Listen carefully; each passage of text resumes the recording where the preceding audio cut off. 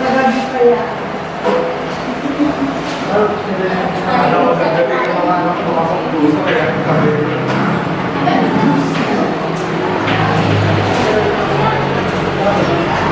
Hindi ko kunti na lang. Baka dumating yung mga anak ko. Kaya ang tabi ko. Hindi na makapupunta.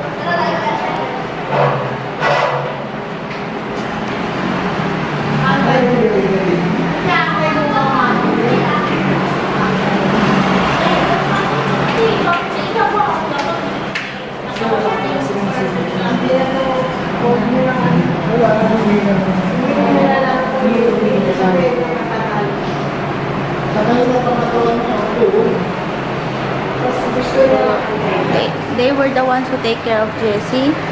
So this is Jasmine and this is the king.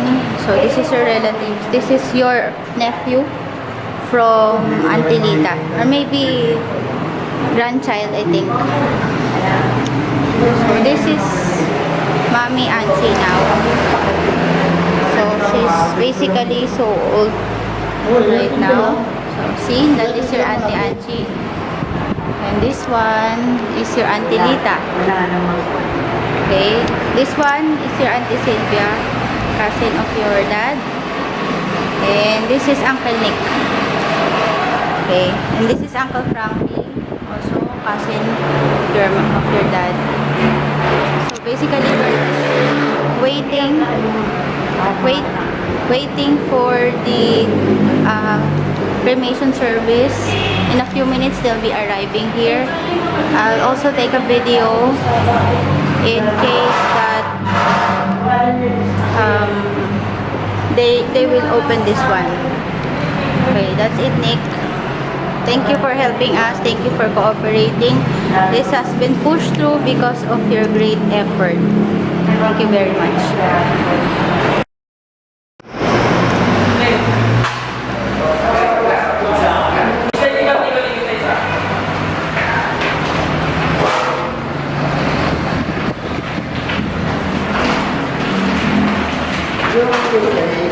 Apa? Kukunin po, kukunin.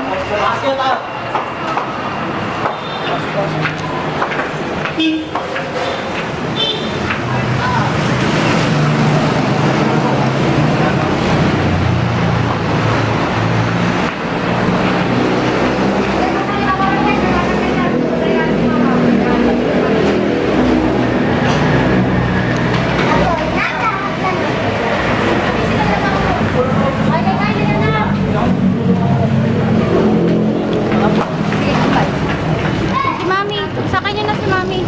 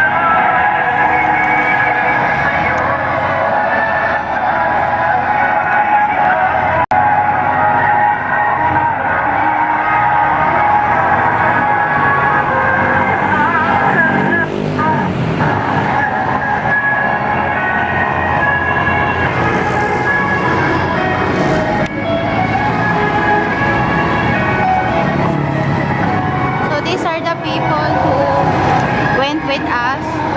Not all of them are relatives, but you know, they want to grieve with the family. So this one is your auntie and your uncle Nick, because they're all them road.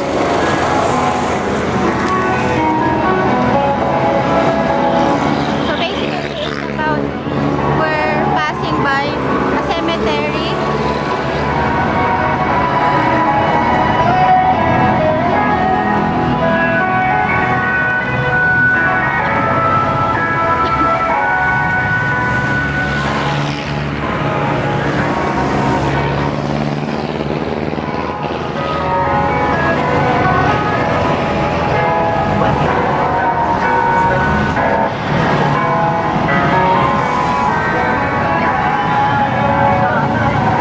I'll just have to cut this up, okay?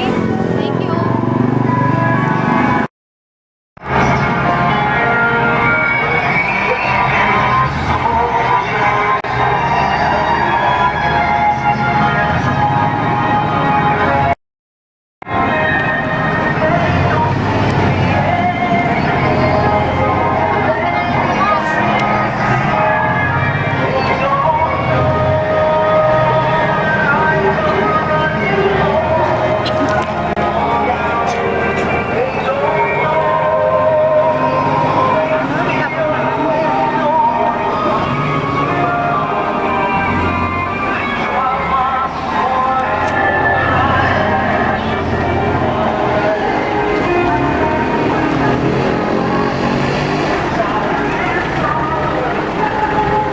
So they were the ones who...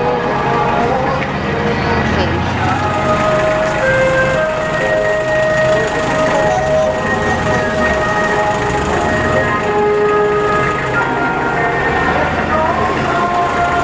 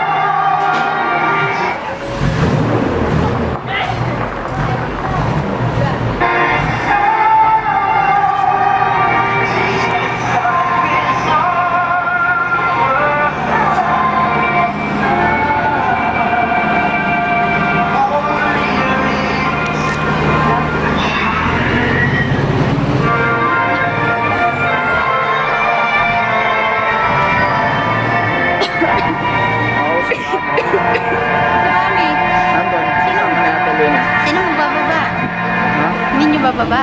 Hindi. Hindi na. Okay, okay.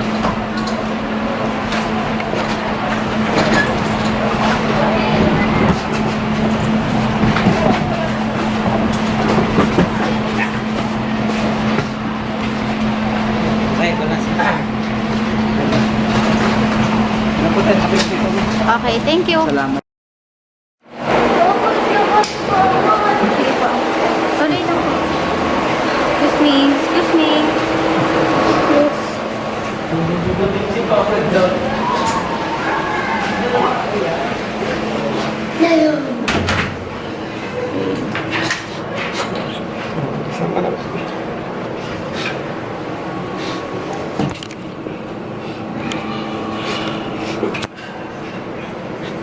This is Uncle Desi. This is the one who took care of him. So you can see they're all grieving.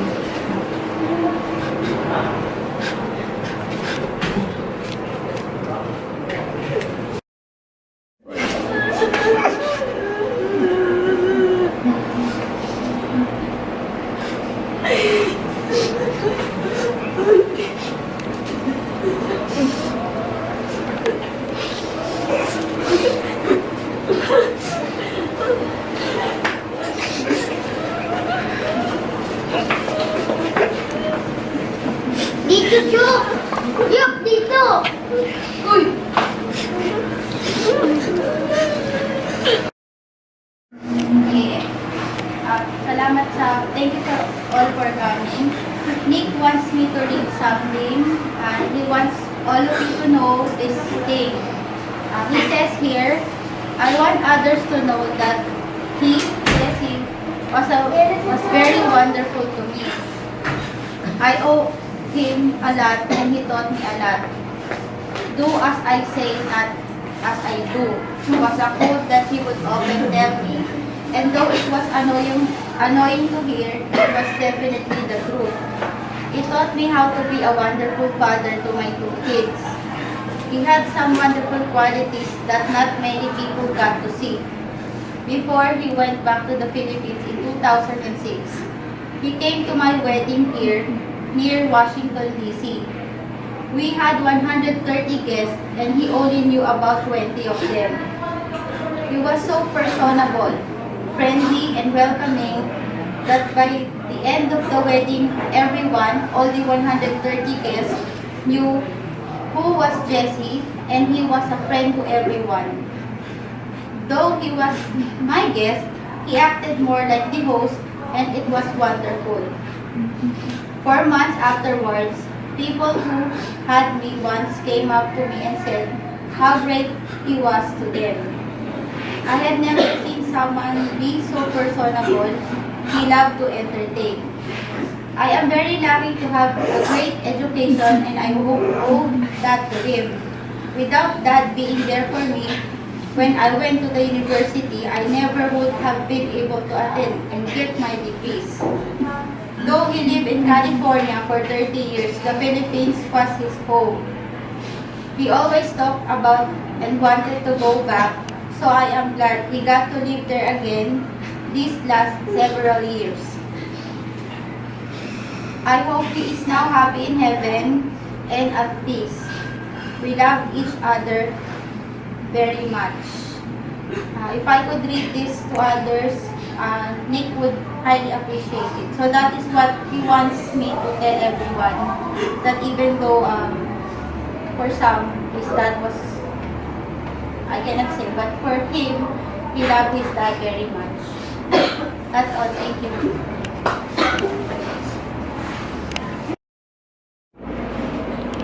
So, pinatid na namin ang kuya ko. Last time na makikita namin siya rito. Nakakalungkot lang na hindi kami madalas nakikita. Pero he was a wonderful brother. Siya yung halos nagpalaki sa akin eh. Talagang tinutukan niya ako na nag-aaral at lahat. So malaki yung utang na loob ko sa kanya. And I know he's happy where he is right now. He has done what he could dito sa mundo na to. At alam ko na naging kapaki-pakinabang naman ng mga, lalo na rito. Natatawa nga ako eh. Ang mga kaibigan niya mula kabataan hanggang sa matanda, may kaibigan siya eh. So he must be a very, very good person. Madaling pakisama ang bata, matanda na. It's just too bad na nandiyan na siya sa kalagayan na, nauna siya. Pero alam namin na kung saan siya. At nagpapasalamat din ako sa mga dumalo, sa mga nakisama sa amin dito. Maraming salamat sa inyo. Ngayon, napatunayan ko, kala ko kami na nagmamahal sa kuya ko. Ang dami pa lang nagmamahal sa kanya. Salamat. Thank you, Uncle. Are the kids that Nikki, this was the kids that took care of your dad. Actually, I'm really saddened because they have much more. I think they love your dad so much. I can see as if they were his kids, right? So look at your dad for the last time. He will be inside the crematorium in a few minutes. And it looks like your dad is also crying in this coffin. This is the best that I could do for him. I hope that that's enough for you guys. Sorry, I just have a very, very short time to do all of these things. So see how glad he is in this video, in this picture. So his trademark, the cigarettes, is still here.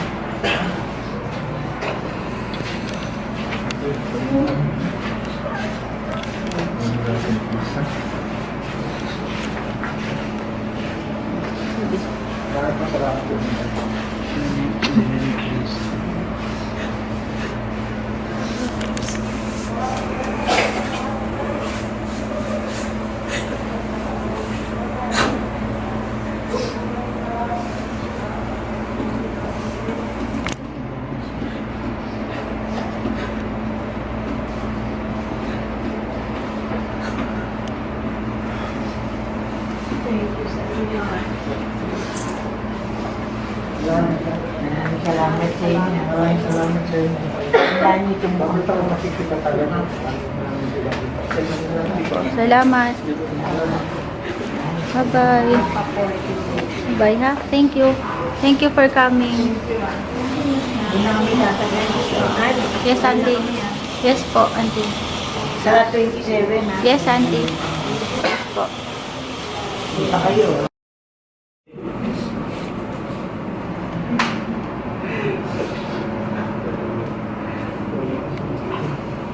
So, on the other hand, on the left hand, we put some money. Don't know, that's according to tradition. So, there's a money there placed on his hands. And on the right hand is a rosary, a vindicted rosary. So, that is... Okay. Opo. Init pala, grabe. Bye-bye, Uncle. Boss, ingat. Bye-bye, Uncle. Boss, ingat ka dyan. Dahil yan. Opo, init. Grabe.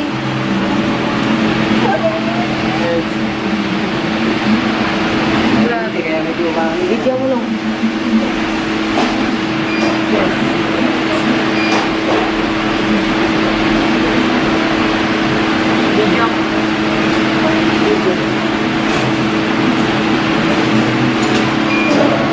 Bye-bye, Uncle. Bye-bye po. Sana. Ay, my God. Ayan siya.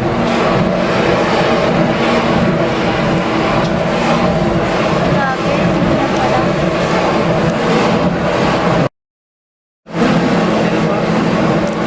Okay po. Thank you.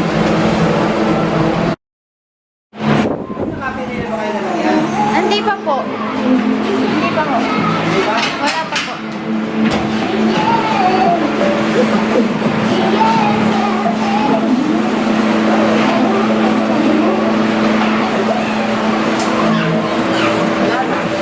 Wala.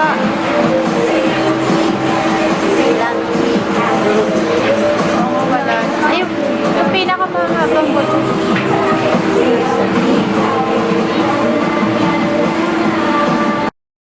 Ayan po. Uncle. Ayan ka na ngayon, Uncle. May ilan po.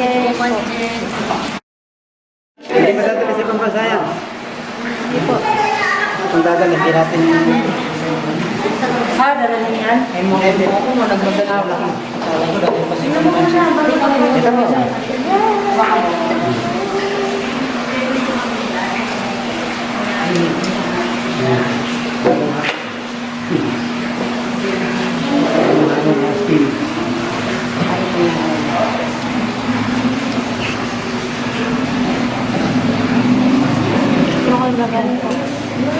Hindi ko po tayo nabot ng isang oras. Sabi niyo yung makakapagdas. Ayaw ko hindi kayo. 50 minutos lang po tayo.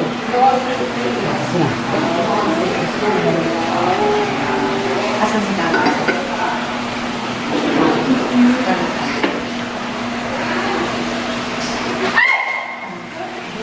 Ay, ano yan?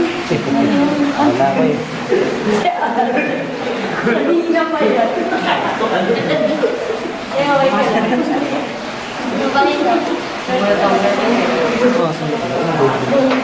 Okay. Thank you. Bye-bye, Uncle. Ano yung kukuha pa yan? Hindi, hindi. Nagka-sell na po.